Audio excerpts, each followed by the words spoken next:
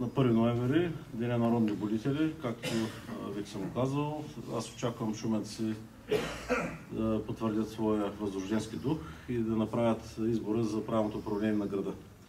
Защото последно време лъжата, което се разпространява тук в Шумен, лъжите, с които се води кампанията, стават все по-силни. За поредния път се внушава, че ще има служебна победа, каквото беше и на първия тур, когато се внушаваше, че ГЕРБ ще спечели на първи тур. Напротив, това не се случи. Аз отново искам да потвърдя пред гражданите на Шумен, че нашата платформа, моята платформа, като кандидат за кмет на БСП Шумен, е отворена. Тя е гражданска платформа, не е тясно партийна и е така устроена, че тя да привлече максимален брой граждани на Шумен. Считам, че на втория тур ще имаме максимална подкрепа на шуменските граждани, защото разговорите, които водя последните дни, както с граждани, така с останалите политически сили, които участваха в изборния процес, те не са малко и общия брой на гласувалите е достатъчно голям, за да може да се направи една солидна подкрепа за кандидата на БСП. Имам един сериозен резерв към над 45 000 души, които не са упражнили правото си на вот, за които аз апелирам да участват активно в тези избори, за да не продължи този град да се управлява с лъжа. Защото ние не чухме нищо конкретно, не чухме никаква програма, никаква политика от страна на нашия основен опонент, господин Христов от ГЕРБ. Той бяга от дебатите. Ние продължаваме да го каним, а в петък отново ще го призова на един такъв дебат за участие и споделяне на мнение относно основните политики, които трябва да се прилагат в Шумен след 4 години. Напротив, ние станахме свидетели на едни задкулисни договорки, включително и от налагане от партийни централи, както от леви, така и от десни партии, които залагат на карта и превръщат общината и общинска администрация в една маса, която трябва да бъде разпределена на партиен принцип без оглед на възможности и това, кое е постигнат в общината. Въпреки декларираните принципи, че всичко ще става като кадрова политика след провеждане конкурси и подбор на кандидати, които са достойни за тези длъжности, ние сме свидетели в момента на едно усилено политическо пазарение за постове, за позиции, което не е основано на никакви принципи. За съжаление, аз така и прочетох в медиите някои изявления на партийни десни лидери, като Радан Кънев, че по места ще вървят такива пазарлъци. Аз вярвам, че десните избиратели не подлежат на контролиране с подобни пазарлъци. Още повече, че те заявяваха през цялата кампания, че са против политиките, които се правят от ГЕРБ, против това, което се случва. И вярвам, че те ще устоят тези свои принципи, защото, пак казвам, нашата платформа е отворена за всички граждани, за всички политически партии и всички представители в Общинския съвет. В последните дни аз проведах достатъчно разговори, изцяло на принципна основа, с всички участвали в тази кампания, като изключително голяма част от тези, които участваха в изборите, заявиха своята подкрепа. Тук при нас е представители на социал-демократите, които ще изрази своята позиция открито, а останалите с свои нарочни декларации ще дадат своята подкрепа за кандидата на Българската социалистическа партия. Това са разговорите, които са проведени с Народен съюз и тяхната декларация, която те ще пуснат в медийното пространство. Това е Националния фронт за спасение на България и искам отделно да заявя тази декларация, която е пусната от местна коалиция Патриоти за Шумен. Аз обявявам своята подкрепа в частта, която те залагат своите изисквания към своя кандидат. Именно реформи истински, действащи решително в общинската администрация, общинските фирми, не назначенията на партийна етническа основа, конкурсно експертно начало за избор на най-подготвени доказани специалисти. С което заявявам, че отговаря напълно на профила на това, което те посочват, което могат да подкрепят като кандидат за кмет на втори тур. Днеска имаме уверенията и разговора с госпожа Татяна Дончева, председател на Движение 21. Тя ще излезе също с нейна нарочна декларация, в която подкрепя кандидата на БСП в мое име за град Шумен, което показва, че над половината и повече участвали в кандидатски листи, кандидати за кметове в община Шумен застават зад моята кандидатура.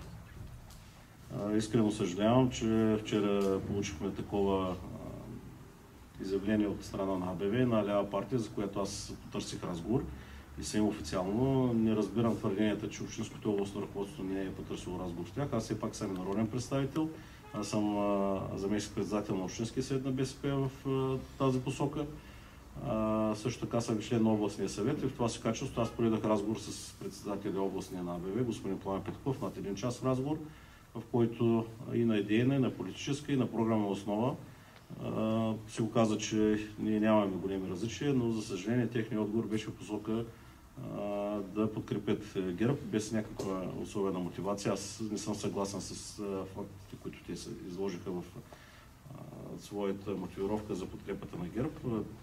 Според мен това е така едно некоректно отношение най-вече към левите избиратели. Казвам го съвсем откровено и ясно. Официално аз ги поканих още в вечерта на изборите и разговор проведох с тях, с господин Петков, за търсене на такава подкрепа. За съжаление тя се оказа, че е отказана. Предполагам, че левият избирател няма да направи този избор, да подкрепи една дясна политика, защото винаги левият избирател подкрепа политиките, които са в посока ляво. Както и отворена гражданска платформа, така и в социалната част е изключително добре развита и последните 8 години община Шумен беше една от най-действащите в тази посока в социална дейност. Аз вярвам, че шуменци на 1 ноември ще проявят наистина своя възрожденски дух и ще изберат истината и правилното управление на града пред лъжата, защото това, което се тиражира, аз много пъти го казвам, вчера и пред националните медии го изкоментирах, има доста въпросителни по отношение на резултата на нашия основен опонент, между неговия партиен вод и резултата, който е получил кандидата. Доста са фрапиращи и смущаващи разликите. Ние в момента, пак казвам, анализираме. Обясненията, които дадаха от централата на ГЕРБ тук в Шумен, далеч не кореспондират с действителността. Направихме съпоставки с резултатите на другите кандидати, такова тежко разминаване няма. При никой от кандидатите с такъв голям размер на гласовете, така че в партийно отношение силите са, как се казва, почти изравнени. Имат известна предина, която е, разбира се, преодолима. Ние сме виждали подобно стечение на обстоятелства през 2007 година, когато един от кандидатите, говоря за БСП, водеше с над 3500 гласа на първи тур. След това кандидата на ГЕРБ почти изравни и тогава спечелихме с 54 гласа. Така че шуменци да не се подават на тези внушения, че всичко е предрешено, че вотът е сигурен, да излязат да гласуват. Аз ги призовавам и тези, които не са гласували, да изберат едно правилно управление на община Шумен. Сега ще дам думата и на господин Костов, за да изрази той своята подкрепа тук на тази пресконференция. Благодаря. С повечето от вас се познаваме. Тези, които не се познаваме, казвам се Юлиан Валенов Костов. Аз съм областен координатор на партия Българска социал-демокрация, Евролевицата. Ние сме партия с лява ориентация и с европейско виждане. Изцяло заставам зад кандидатурата на Иван Иванов. Напълно го подкрепяме. Виждаме в него лице един млад, умен и можеш кмет. Призовавам всички наши симпатизанти, всички граждани на Шумен да гласуват за него. Не се съмнявам, че това е правилният избор на шуменци. Благодаря ви. Благодаря на господин Костов. Ще дам думата на заместник-председателя на Националния съвет на БСП, Драгомир Стойнев, който аз за предния път благодаря за подкрепата, която получаваме от страна на националното ръководство. Можете да кажете някакво. Добър ден и от мен. Разбира се, Иван, че ще имаш подкрепа не само от мен, но и цялото ръководство, защото тук в Шумен БСП определено показа характер. И това се дължи не само на партийната ни структура, която не се поддаде на натиска, на страха, на лъжите, а и също така на кандидатурата на Иван, защото той е представител от новото поколение политици в БСП, които са образовани, последователни, разумни, човек, който поема ангажименти, не влага излишни емоции, когато трябва да бъде решаван определен проблем. Знае и разбира какво е това местно самоуправление, нещо, което не е характерно за представителя на ГЕРБ, и считам, че наистина на втори тур разумът ще победи.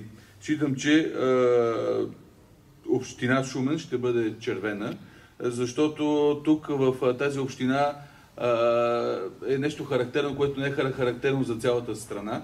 Знаете, ние в БСП дадахме оценка вече на тези избори. За нас това са най-мръсните избори, които са били до момента. И давам ви пример, кандидати, които са мачкани, плашени, принудени да се отказват. Директно ви казвам, кандидата ни в община Девин, който е бил заплашен, че цялото му семейство и близките му ще му останат без работа, ако продължи с съревнованието.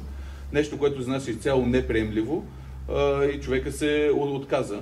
Но тук в Шумен, шуменци наистина показаха характер и не приемат този начин на правене на избори, защото ГЕРБ на тези избори въобще не спазваха политическите правила, преминаха границата и считам, че това наистина ще им изиграе лоша шега. Радвам се, че много политически сили подкрепят Иван Иванов и няма как да не го подкрепят, защото, пак казвам, това е човек, който наистина единственото нещо, което иска е Шумен да продължи да се развива. Изключително образован човек и най-важното е с опит. Силно се надявам, че утре ще бъде този дебат, на който шуменци наистина да разпознаят бъдещият кмет. И съм сигурен, че Иван ще спечели този дебат, но ако страхът наделее в представителят на ГЕРБ, както е в повечето кметове, те не желаят да показват самата си същност и затова се крият от дебатите, може би ще се скрие. Затова наистина е хубаво, нека утре шуменци да разберат кой какво разбира и кой как вижда развитието на Шумен, защото през последните години виждаме за какво приличат и общините, главно там, където ГЕРБ управлява. Това е като една машина за пари, която единственото нещо е да се сменят плочките по тротуарите, да се усвояват средства, които разбира се да отиват и към партията майка. А това какво случва с хората, как се развива образованието, здравеопазването, това почти никой не го засяга. Така че силно се надявам, че шуменци ще направят своят правителни избори. Това ще бъде в полза на господин Иванов. Виждате какво се случва и в държавата в момента. Само за един ден лъсна и самата истина за ГЕРБ.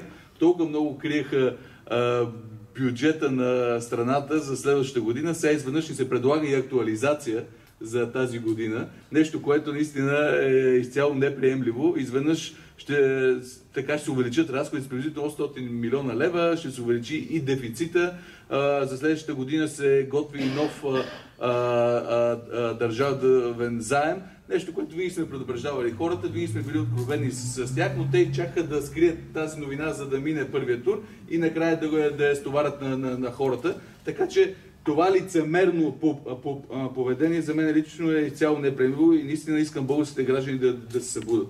Да се събудат, защото по този начин хвърлянето на прах в очите на хората не може да продължава. Уверявам ви, че Иван Иванов е именно човекът, който може да донесе този плюс на Шумен, който наистина може би е липсал в момента. Има преди с неговата енергичност, с неговото желание за работа, с неговото себеотдаване. Шуменци наистина само могат да спечелят, ако Иван бъде избран за кмет. Що се отнася до една политическа сила като АБВ, какво да ви кажа? Аз първо се обръщам се към симпатизантите на АБВ, към членовете на АБВ, защото ако ръководството на АБВ не желае да подкрепи Иван Иванов, нека всички лявомислещи хора в тази община, нека всички, които са загрижени за тази община, нека всички, които искат тази община да не се превърне в поредната община, която единствената цел е как да се източват европейски средства, нека да застанат зад Иван Иванов.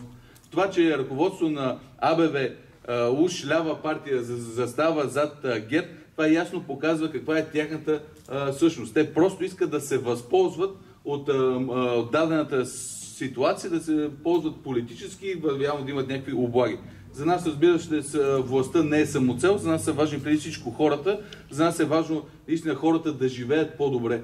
И затова считам, че на тези избори тук в община Шумен ние ще постигнем добър резултат, защото в крайна сметка хората не са слепи. Утре нека този дебат между Иван и кандидата на ГЕРБ да се състои.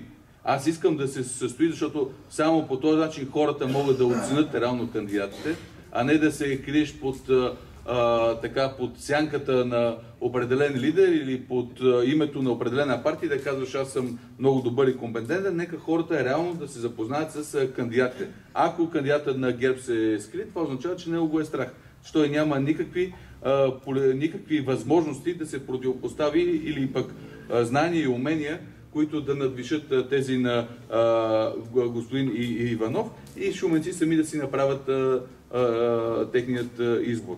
Но в крайна сметка аз съм убеден, сигурен, че Шумен ще бъде червен. Жалко е, че пак повтарям, на тези избори сплашването, заплахите, купуването на гласове изместиха политиката. Никога до сега, дори и далечните 1997 година, нашите опоненти винаги са играли по политическите правила. Сега, за съжаление, не се игра по политическите правила, но в крайна сметка жалкото е, че наистина от това ще страда не само българските граждани, а и цялата държава. И пак казвам, то се вижда вече какво представляват ГЕРБ с законопроектите, които внасят и най-големият законопроект с държавният бюджет. Нали, бяха много компетентни, много умни, сега изведнъж първата им година така самостоятелна актуализация на бюджета, нещо, което е така за нас е изключително странно, но и самата икономическа ситуация го потвърждава. Вътрешните инвестиции са се сринали. Това винаги се случва, когато ГЕРБ управляват. Вътрешните инвестиции, това означава българският бизнес не желая повече да инвестира, т.е. то не вярва в бъдещето и затова се получават тези лоши резултати. А пък за тях на голяма изненада се оказа, че и външните инвеститори за първите 8 месеца са по-малко от тези, които бяха за първите 8 месеца на миналата година. Тогава управляваше друго правителство, но тогава не се заклемяваше едва не, че като дойдат ГЕРБ всичко ще се оправи. Напротив, ситуацията става все по-лоша и по-лоша. Ние не можем да се задоволяваме единствено с откритата отсечка или с оправеният площад. На тази държава и трябва нещо много повече, като образование, здравеопазване, като подобряване на качеството на живот, но като че ли започваме да се успиваме от екрана и да се задоволяваме единствено с даден строителен обект. И ако наистина това продължава, нищо лошо не очаква нашата скъпа родина, но тук за община Шумен аз съм така позитивно настроен. Аз съм убеден, че шуменци, пак повтарям, няма да се подадат на спекулациите. Тук има изключително много разумни хора, които не се страхуват и хора, които ще направят своят разумен избор. Това е наистина за господин Иван Иванов. Благодаря ви.